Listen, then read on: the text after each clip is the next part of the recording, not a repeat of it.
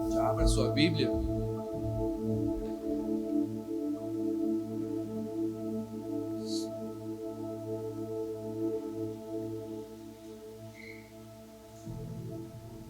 No livro de João 12. Abra sua Bíblia em João 12.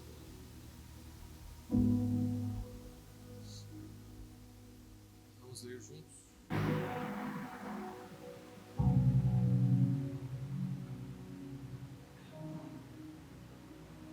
Todos acharam? João 12, do 1 ao 8.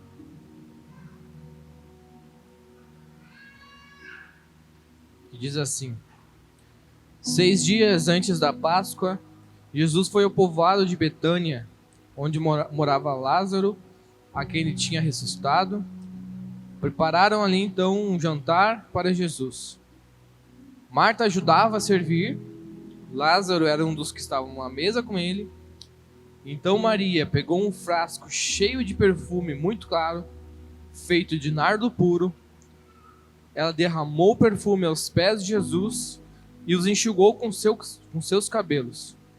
E toda a casa ficou perfumada. Mas Judas Iscariotes, o discípulo que ia trair Jesus, ele falou assim: esse perfume vale mais que 300 moedas de prata. Porque não foi vendido e o dinheiro dado aos pobres? Judas disse isso não porque ele tivesse pena dos pobres, mas porque era ladrão. Ele tomava conta da bolsa de dinheiro e costumava tirar de quem punha lá. Então Jesus respondeu: deixe Maria em paz, que ela guarde isso para o dia do meu sepultamento. Os pobres estarão sempre com vocês, mas eu não estarei sempre com vocês. Amém? Jesus, ele era muito amigo dessa família. Jesus era muito amigo de Maria, de Marta, de Lázaro. Toda vez que ele passava por Betânia, ele ia dar um cheguinho na casa de Marta e Maria e Lázaro. Então, nós conseguimos compreender que a casa deles era um ambiente saudável para Jesus, porque era um ambiente onde Jesus gostava de se hospedar. E essa já era a terceira vez que Jesus tinha chegado na casa dessa família, desses 3 irmãos. A história não diz, mas aparenta que Marta é a mulher mais velha, né, a irmã mais velha. Então ela que geralmente cuida um pouco da casa ali, e a gente consegue compreender isso também em outros livros, quando a gente vê que Marta está cuidando dos afazeres, aqui ela está servindo o jantar, então a gente consegue compreender que ela é a irmã mais velha ali daquele lugar. E Jesus, toda vez que ia lá, ele se sentia muito bem. Ele se hospedava lá e gostava de estar lá. E dessa vez ele não foi diferente. Jesus se hospedou naquele lugar. E junto com Jesus estavam os seus discípulos, né? Seus discípulos. Então, no mínimo, mais 12 pessoas com Jesus estavam com ele. No mínimo, mais 12 pessoas estavam com Jesus. Mas acredito também, a Bíblia não diz, mas acredito que tinha mais pessoas, porque sempre tinham pessoas acompanhando, seguindo, enfim, amigos. Então, era uma turminha bem grande, assim, era uma turminha relativamente grande. Então a palavra diz, a gente leu aqui, que Jesus ele estava ali, a Marta estava ajudando a servir, e Lázaro estava sentado à mesa, e a Maria, faz umas aspas especiais a Maria aqui, a Maria estava louvando a Deus com uma atitude. E eu vou abrir uma aspa aqui, vou abrir uma janela, que eu fico imaginando a Maria tendo essa ideia. Eu fico imaginando a Maria parando tudo e pensando em que fazer para Jesus, quando Jesus fosse lá. Porque Jesus já tinha ido 2 vezes, uma vez ela foi, uma vez ele foi, e estava ensinando ali na casa deles, e Maria estava aos pés de Jesus aprendendo.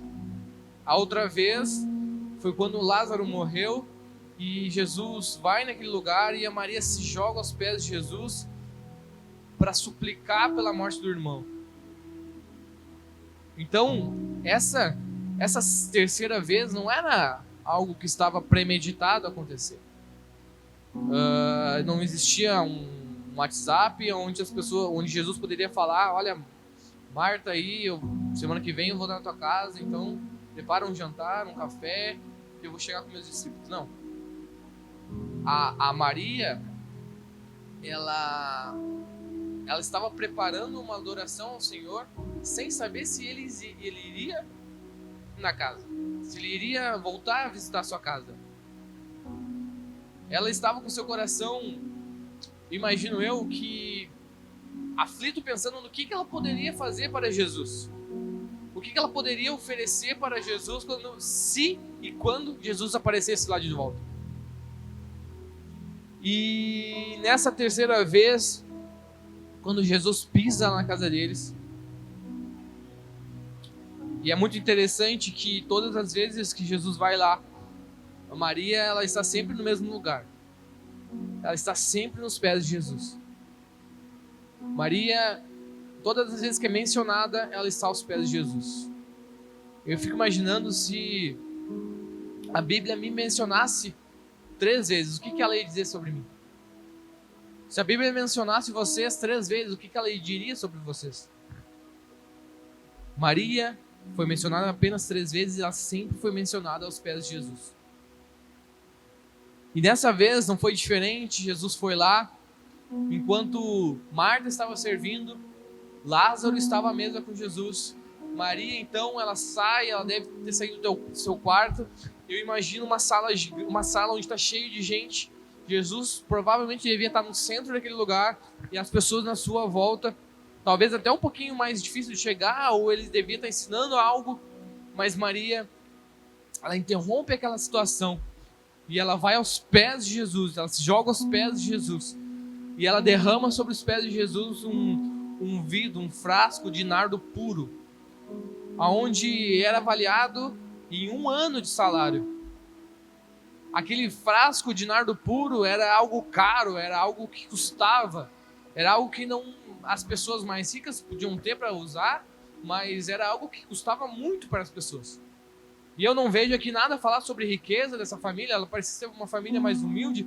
Então tu imagina o peso que teria um valor de um frasco de nardo puro sendo jogado aos pés de alguém. Maria, ela não estava nem aí. Maria, ela possuía uma devoção extrema a Jesus. E é mais ou menos um pouquinho do que eu quero falar nessa manhã. Sobre o que a gente está fazendo para provocar os céus. O que a gente está fazendo para provocar Jesus? Com a nossa devoção. O que nós temos feito por Jesus?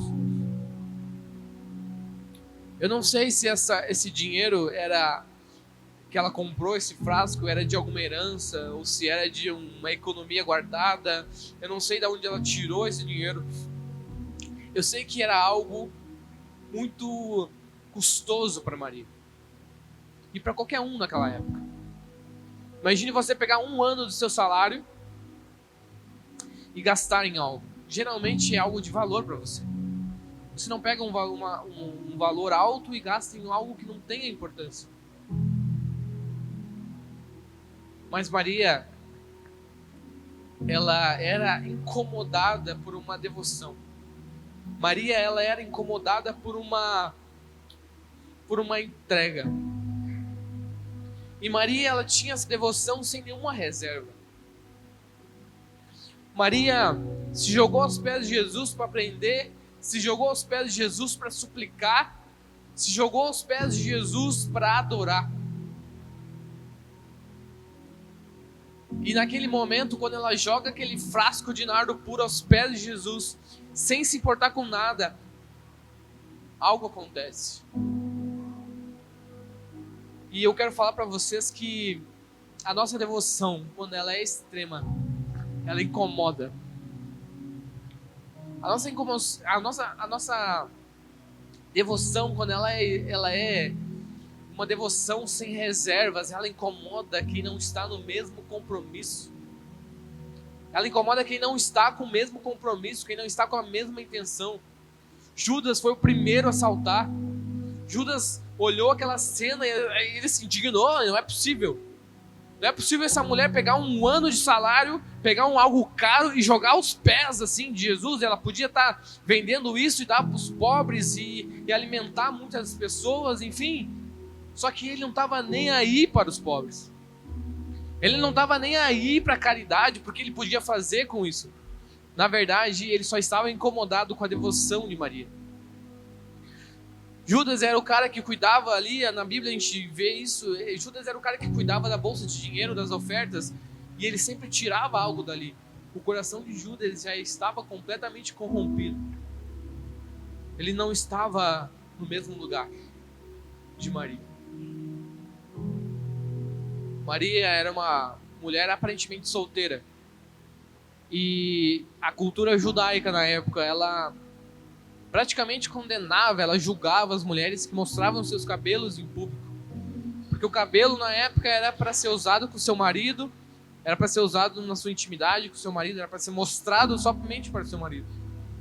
Então Maria, ela, além de jogar o perfume, de lavar os pés de Jesus com o seu perfume, ela ainda seca os pés de Jesus com o seu cabelo.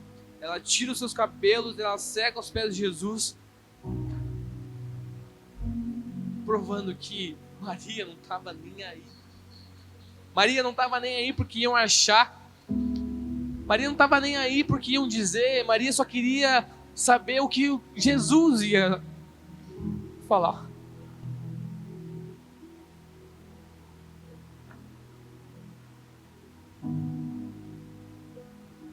Sabe, Maria, ela provocou Jesus com a sua devoção. Jesus, eu tenho certeza que ele olhou aquilo ali e ele sentiu o coração de Maria. Ele sentiu o coração dela naquele dia. Não era sobre o valor do perfume. Não era sobre quanto custava aquilo ali. Mas era sobre o coração dela. Era sobre aonde estava o coração dela. E a gente precisa nos perguntar onde está o nosso coração. A gente precisa nos perguntar aonde o nosso coração está firmado. Aonde que nós temos depositado a nossa esperança. E também nós precisamos entender que nós às vezes nos acomodamos demais. Não há um problema em nós estarmos confortáveis em algo, em algum lugar, de alguma forma. Mas há problema em nós nos acomodarmos. E chega uma hora que é preciso nós pararmos do comodismo. O que nós temos feito? O papai está ali. O que nós temos feito na nossa vida para alimentar o Espírito Santo todos os dias? O que nós temos feito para provocar os céus? Para não ser mais um no meio da multidão? O que nós temos feito para sair desse lugar cômodo que nós estamos? Sabe, eu não estou aqui para julgar, essa mensagem é para mim, é para ti, mas eu quero provocar uma indignação santa em nós, sabe? Eu quero provocar uma indignação em nós. Não é possível nós nos sentirmos acomodados e continuar no mesmo lugar. Quando foi a última vez que você orou por dons? Quando foi a última vez que nós oramos para viver o sobrenatural de Deus? Quando foi a última vez que você viveu algo completamente diferente com Deus? Quando foi a última vez que você buscou por avivamento? E se o avivamento viesse? E se o avivamento viesse? O que você faria? Sabe, um avivamento ele não tem hora. Um avivamento ele não tem data. Um avivamento ele não tem convite. Não existe campanha de avivamento. Não existe culto de avivamento. O avivamento acontece quando Deus ele encontra corações arrependidos. Quando Deus encontra corações humildes, simples, mas cheios de amor, cheios de desejo por Ele. E se o avivamento viesse, eu tenho certeza que não teria horário, não teria dia. E se o avivamento viesse hoje, nós nos preocuparíamos com o meio-dia, nós nos preocuparíamos com o almoço. Eu não estou falando contra a vida ordinária, mas eu estou dizendo sobre nós buscarmos algo a mais e nós não termos medo desse algo a mais chegar. Porque existe o medo. Existe o medo não de Deus fazer algo, mas existe o que eu faço agora?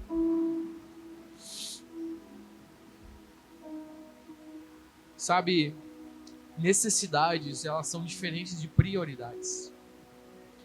Porque eu tenho certeza se o nosso chefe nos pedisse para nós trabalhar 12 horas, 13 horas, 14 horas, nós iríamos dar um jeito de trabalhar 14 horas.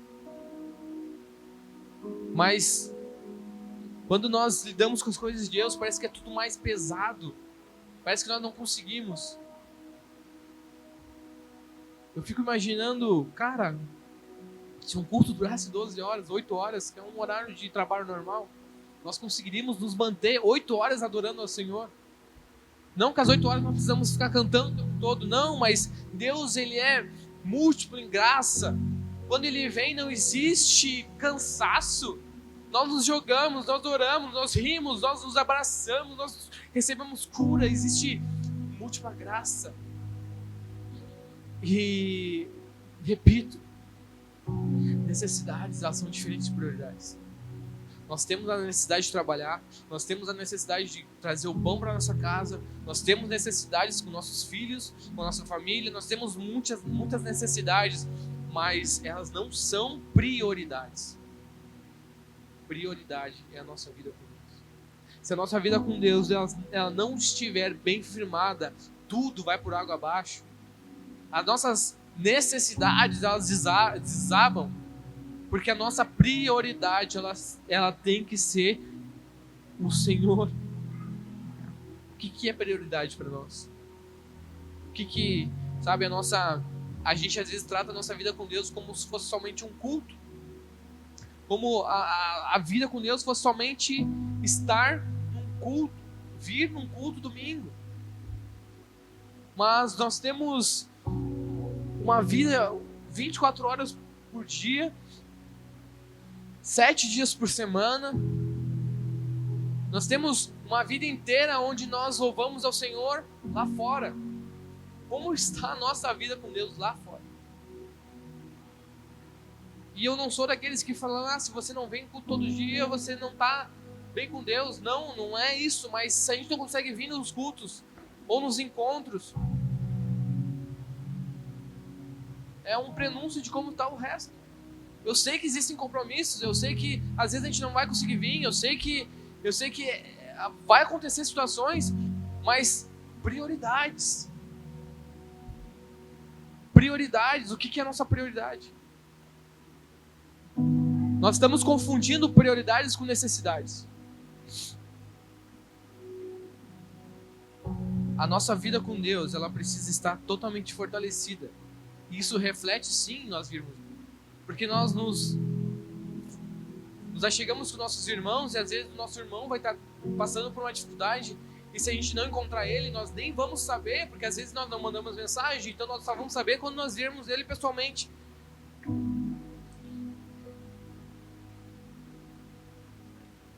E daí, quando a gente começa a não vir, a gente começa a desanimar, e daí tem as preocupações diárias, tem as dívidas, existem as doenças, existem preocupações, existem problemas com filhos, e tudo isso desanima a gente já começa a refletir em Jesus, a gente começa a não buscar mais Ele, a gente começa a não vir mais nos cultos, e a gente começa a ficar mais desanimado, e aí como vencer o desânimo? Daí vem tantas doenças com ansiedade, vem com depressão, vem tantas coisas nos atormentar, e como vencer isso? Como vencer o desânimo, como vencer aquela falta de ânimo de fazer qualquer coisa. Sabe, a melhor forma de vencer um desânimo, de vencer uma mente que está nos pesando, é nos trancar no quarto e buscar o Senhor. Quando nós pegamos todo esse fardo e esse cansaço, e se nós pegar tudo isso e nos jogar aos pés do Senhor, eu tenho certeza que esse desânimo, depois que você sair do seu quarto, eu tenho certeza que ele não vai mais existir. Os problemas podem continuar, mas o desânimo não vai mais estar ali. Porque quando nós nos encontramos com o Senhor, nós entendemos o que é satisfação por completo. Quando nós temos um encontro com o Senhor, quando nós fechamos a porta do nosso quarto e nós esquecemos de tudo, celular no modo avião, as distrações ficam lá fora e agora é eu e o Senhor, eu tenho certeza que o seu desânimo vai embora.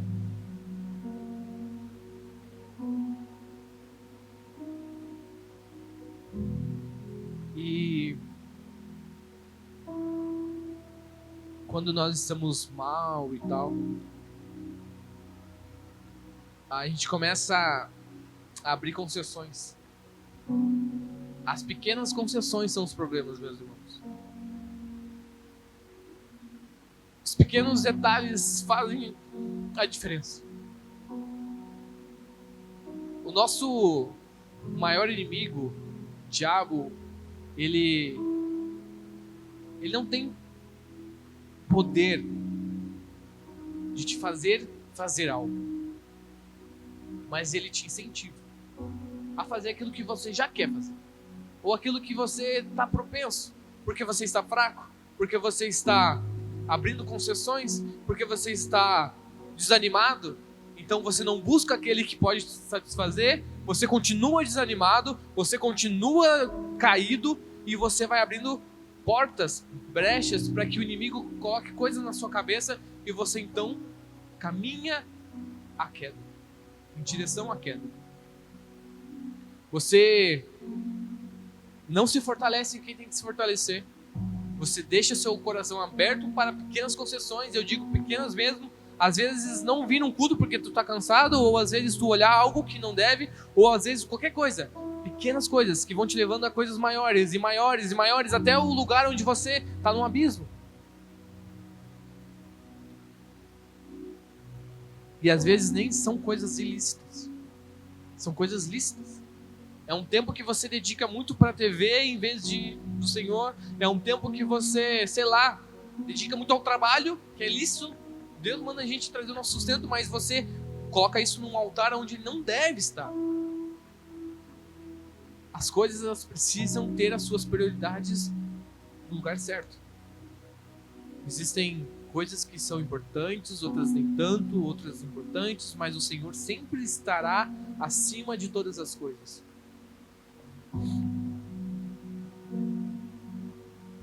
Essas coisas vão nos afastando do Senhor.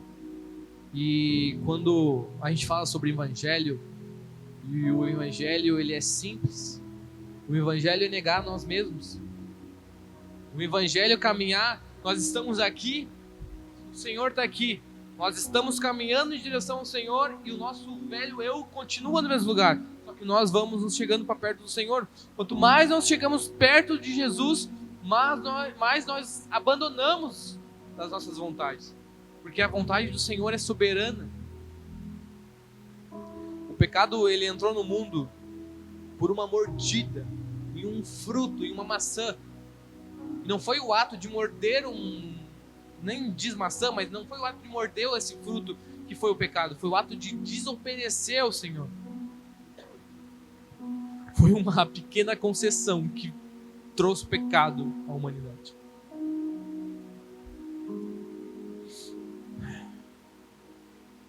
Para a gente vencer essas pequenas concessões, nós precisamos continuar e seguir continuamente alimentando a nossa fome. Alimentando a nossa fome. Alimentando o nosso desejo pelo Senhor. Como é que nós alimentamos o nosso desejo pelo Senhor? É buscando mais dele. Quanto mais nós vivemos com ele, quanto mais nós experimentamos dele, mais nós queremos. É lógico que nós queremos o reino. O reino é perfeito, o reino é maravilhoso, o reino é sem defeito, o reino é sem pecado. Mas o reino está nos desejando. A nossa vida está atraindo o reino. A nossa vida hoje aqui, ela está num ponto onde atrai o reino para cá. Abraão, ele tinha tanta fome pelo Senhor. Ele era tão obcecado pelo Senhor.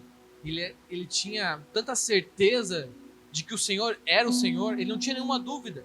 Ele cria no Senhor acima de qualquer coisa. Ele não relutou quando o Senhor pediu o filho dele.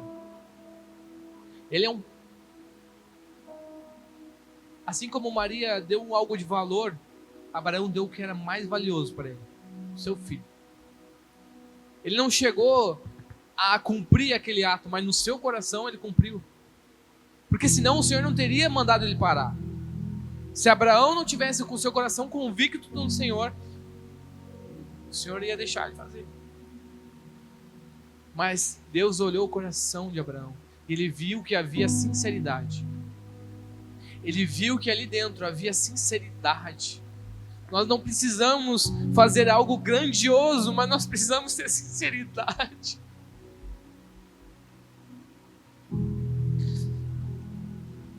O mundo está cheio de pessoas, de estrelas, de pessoas com status. O mundo está cheio de pessoas que brilham. Mas Deus não quer isso. Deus quer corações sinceros. Deus quer olhar para o fundo do nosso coração e ver, cara, Ele me ama de verdade. Ele pode errar. Davi errou tantas vezes. Davi foi um homem, olha, talvez ele errou mais que Saul, mas ele tinha um coração arrependido. Ele tinha um coração sincero perante o Senhor. E o Senhor via isso.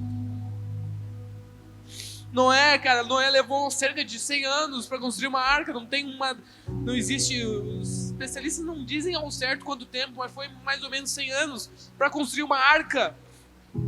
100 anos um projeto. Num lugar onde não havia chovido ainda.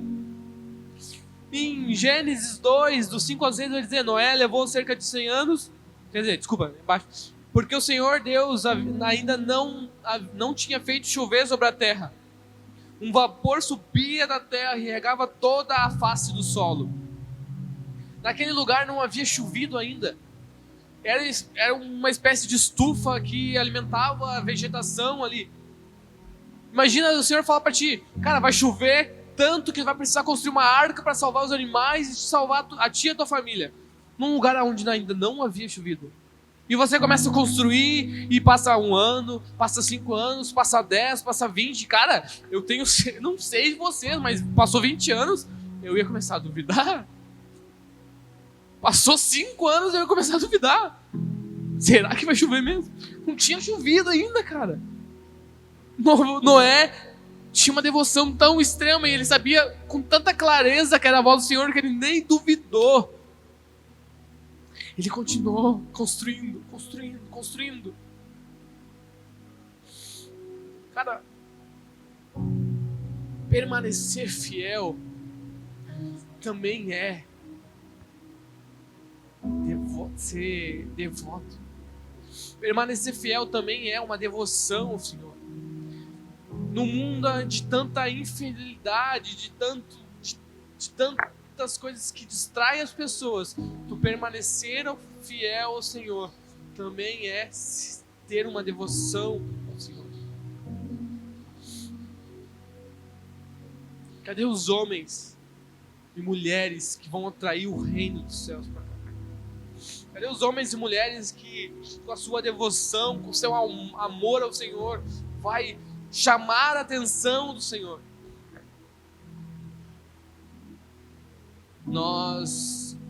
Eu quero orar com vocês nessa noite sobre isso. Eu quero orar com você sobre devoção, sobre nós amarmos ao Senhor mais que tudo. Eu quero orar com você sobre nós entregarmos tudo a Ele, sobre nós não termos reserva e sobre nós alimentarmos cada vez mais a nossa fome. Porque na medida que nós temos fome, é a medida que o céu responde. O céu não vai responder a uma igreja morta, sem vida. Eu não estou falando sobre muitas pessoas, sobre movimentos, sobre luz e som alto, nada. Eu estou falando sobre corações. Corações que borbulham ao Senhor, falam muito mais alto do que um som muito alto. A igreja pode estar em silêncio, mas no céu está estrondoso o barulho. Porque há adoração, há devoção, há entrega. Mas isso só vai acontecer quando nós entendermos quão poderoso és nos entregarmos por completo. E eu oro para que a nossa igreja ela entenda isso. Eu oro para que a nossa igreja entenda o poder de se entregar aos pés de Jesus. Eu oro para que a nossa igreja entenda o poder de estar aos pés de Jesus. Porque, meus irmãos, tudo passa. O dinheiro vai passar. A nossa profissão pode acabar. Os filhos vão crescer, vão ter a sua família. Nós vamos passar. Nós vamos viver esse período, vamos crescer, vamos amadurecer, vamos envelhecer, e vai chegar um dia que nós não vamos mais estar aqui. E o que nós vamos ter deixado? O que nós vamos ter deixado para a nossa geração? O que nós vamos ter deixado para a nossa humanidade? Uma humanidade tão acelerada, uma humanidade tão, doida. Eu tenho saudade de um tempo que eu nem vivi dos nossos avós, porque parecia que a coisa era mais lenta. A gente vivia, a gente não, mas se vivia de uma maneira mais lenta. Hoje parece tudo tão acelerado. Parece que nós estamos, nos nossos dias estão, muito acelerados. Nós não vamos o tempo passar. Eu lembro que eu ia na casa dos meus tios e lá se contava a mesma história toda vez tinham as mesmas histórias, mas eles viviam aquilo ali intensamente. Eles relembravam dia após dia. Eles contavam a história dos seus pais na época de pequenos. E nós hoje, nós nem temos história, nós não contamos, nós não compartilhamos, nós não vivemos isso. Nós vivemos acelerados o tempo todo. Nós vivemos numa era, tudo tem que ser para ontem.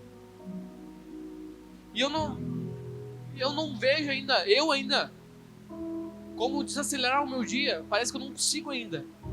Mas eu estou buscando o Senhor. Senhor, a minha vida é tua. A minha vida é tua. Eu quero sempre fazer a tua vontade. Desconfigura tudo. E configura de novo com a tua mão. E eu quero orar para que nós venhamos buscar entendimento do Senhor de como viver os nossos dias. Que Deus nos oriente até nisso. Que Deus nos oriente até como viver os nossos dias, colocando Ele em primeiro lugar. É impossível com essas mudanças e tal, eu não tenho conseguido acordar cedo para ter um momento com Deus, mas eu tô tentando ajeitar a nossa rotina, porque nós estamos num lugar mais longe, nós precisamos acordar mais cedo para levar a cesta, enfim. Mas o Senhor precisa ser prioridade, e Ele vai ser. A rotina, ela não vai tirar o lugar de Jesus. Ela precisa ser feita em volta de Jesus. Eu quero convidar você a ficar de pé. E eu quero que você sinta do Senhor e ore com o Senhor. E se você sentir vontade de abraçar alguém, não se limite. Se você sentir vontade de orar por alguém, não se limite. Eu sei que talvez seja uma mensagem para nós orarmos por nós mesmos.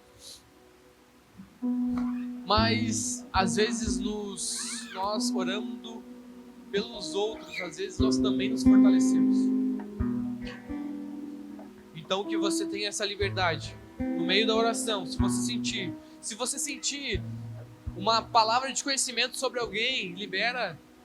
Vamos começar a exercer os dons, vamos começar a exercer aquilo que o Senhor tem colocado nas nossas mãos. Não vamos guardar só para nós. Quando nós guardamos só para nós, aquilo lá enferruja. E nós perdemos a prática, nós perdemos o jeito, nós não fazemos mais nada. É fácil de se acomodar ao nada. Por isso eu quero que você feche seus olhos desde agora e comece a buscar o Senhor. Nem precisamos esperar o começo de uma oração, nem precisamos esperar o começo de uma música, mas comece a buscar o Senhor. Comece a falar com Ele e declarar: Senhor, o Senhor tem total liberdade sobre a minha vida. O Senhor tem liberdade sobre nós. Comece a expor para Ele talvez as suas fraquezas, expor as suas limitações, expor para Ele aquilo que está te limitando a viver algo mais, algo maior. Espírito Santo, derrama sobre nós os dons, Pai. Derrama, Senhor, dons de palavra de conhecimento, de cura. Derrama, Senhor. Espírito Santo, dons de línguas. Talvez alguém aqui faz muito tempo que não fala em línguas. Que o Senhor queime a sua língua agora e comece a falar no fogo do Espírito Santo. Que o Senhor queime a sua vida, queime o seu coração por Ele. Espírito Santo, começa a derramar dons de línguas aqui. Começa a dar liberdade para Ele. Começa a entregar tudo aquilo que está te limitando. Começa a entregar tudo aquilo que está te segurando. Espírito Santo, eu reconheço o lugar da minha família. Eu reconheço o lugar do meu trabalho. Eu reconheço o lugar de cada coisa que o Senhor tem colocado nas minhas mãos, até da igreja. Mas eu reconheço, Senhor, que o Senhor está acima de todas elas. Eu reconheço que o Senhor está acima de todas as coisas. Eu reconheço que o Senhor é a prioridade da minha vida, Senhor. Eu reconheço que eu tenho falhado nisso, mas eu vou te dar prioridade. Eu vou te dar prioridade, Senhor. Espírito Santo, encontra, Senhor, corações sinceros aqui.